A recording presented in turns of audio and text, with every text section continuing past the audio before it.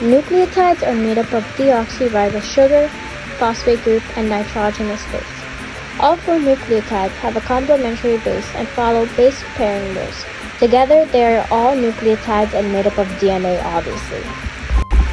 Two of the four nucleotides, adenine and guanine, are purines, which mean they have two rings. The other two, thymine and cytosine, are pyrimidines, which mean they only have one ring. DNA is in the shape of a double helix, with one side from 5' to 3' and the other side runs in 3' to 5'. The two sides are anti-parallel and made up of multiple nucleotides and base pairings.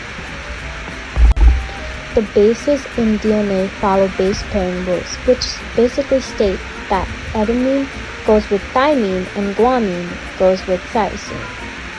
The amount of adenine is equal to the amount of thymine, and the amount of guanine is equal to the amount of cytosine. In our model, we have 15 base pairs, meaning we have 30 bases. There are 9 thymines, 9 adenines, 6 cytosines, and 6 guanines.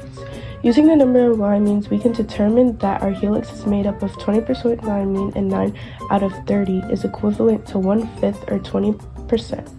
Using guanine's percentage, we can determine cytosine also makes up 20% of our helix because of the base pairing rules.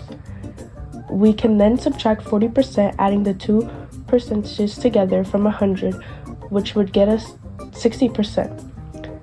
We would then divide 60 by 2 to get the percentage of adenine and thymine, respectively, which would be 30% thymine and 30% adenine. Covalent bonds are what hold the nucleotides together and are stronger compared to the hydrogen bonds. The nucleotides are like the backbones of the DNA structure, meaning the bonds holding them together must be strong. The hydrogen bonds hold together the nitrogenous bases. The bonds are weak because they need to spread easily for DNA replication.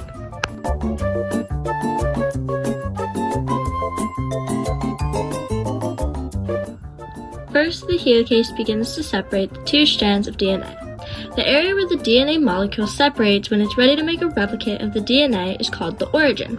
Helicase acts like a zipper, separating the two strands of the DNA helix. Single-stranded binding proteins keep the two sides from reconnecting. Next, the primase puts RNA primer on both of the strands. Then, DNA polymerase puts the missing base pair on the respective strands. Polymerase kind of works like a matchmaker, adding in the missing bases to the separated strands.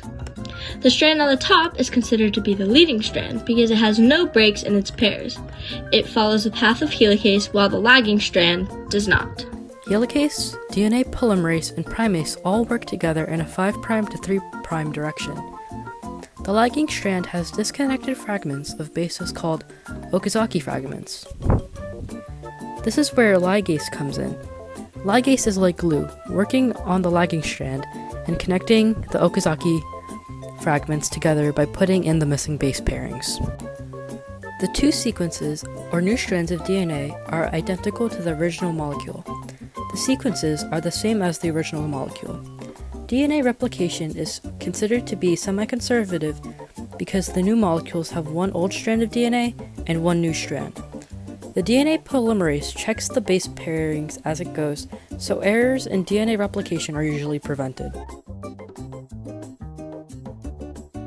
DNA replication is important in organisms because it helps pass genetic information from one generation to the next.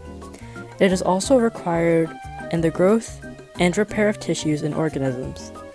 For example, if you got hurt, DNA replication would help repair the damaged tissue or skin.